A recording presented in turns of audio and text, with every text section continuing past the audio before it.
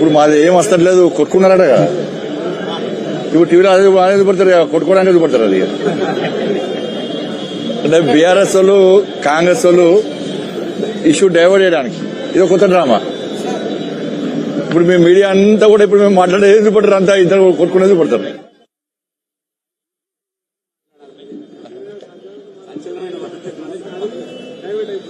ఇక మీకు అదే సంచలనం ఇవ్వాలి.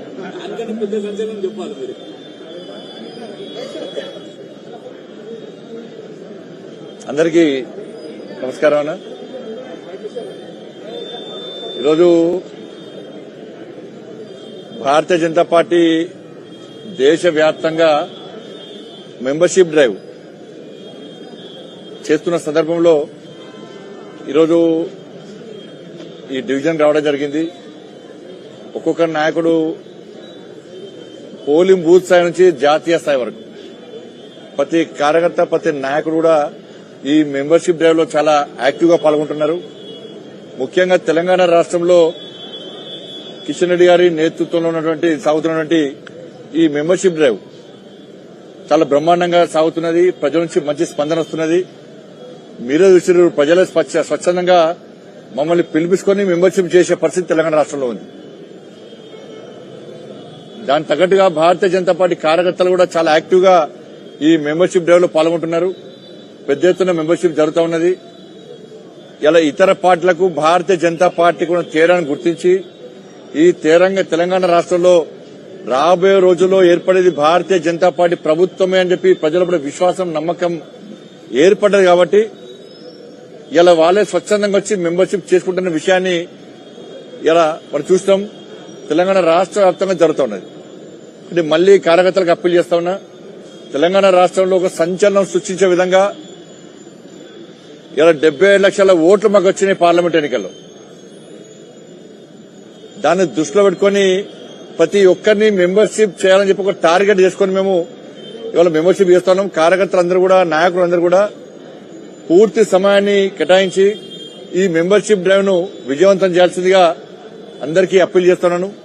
చాలా మంది కార్యకర్తలు, నాయకులందరూ కూడా కష్టపడి పనిచేస్తున్నారు. అందరూ కూడా ధన్యవాదాలు. దాంతోపాటు రాజకీయాలకు సంబంధించి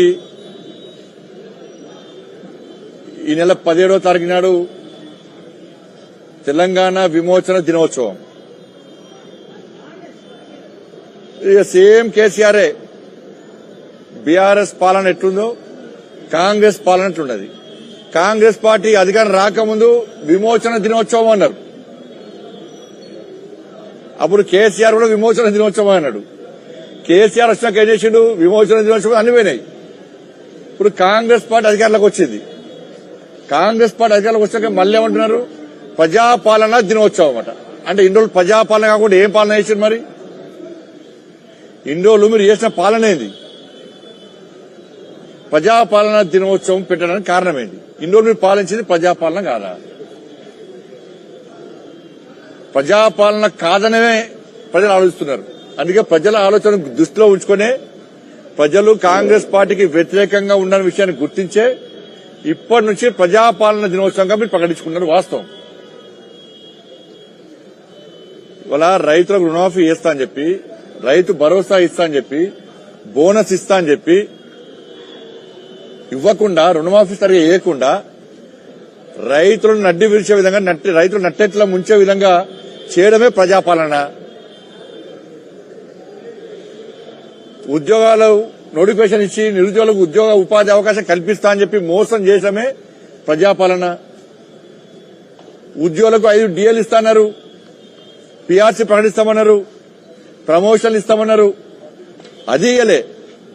ఇట్లా మోసం చేయడమేమి ప్రజాపాలన. ఇవాళ 6 గ్యారంటీలు ఇస్తా అని చెప్పి మోసం చేసి పట్టించుకోకుండా ప్రజల దృష్టి మళ్లించడానికి మీ నక్కచిత్తుల వేషాలు వేయడమే ప్రజాపాలన. అంతెందుకనగా కుక్కలు కడుతున్నాయి రోడ్డు మీద, కుక్కలు పసిపిల్లలను చంపుతున్నాయి, పెద్దోళ్ళని కడుతున్నాయి. ఇంకా కుక్కలు కూడా కంట్రోల్ చేయలేని పాలన మీ ప్రజాపాలన. చెప్పండి, ఏంది ప్రజాపాలన అంటే? ప్రజల దృష్టి మళ్లించడమే, 6 గ్యారంటీ విషయంలో ప్రజల దృష్టి మళ్లించడమే మీ ప్రజాపాలన. దాంతో హైడ్రామా హైడ్రా పేరుతో హైడ్రామా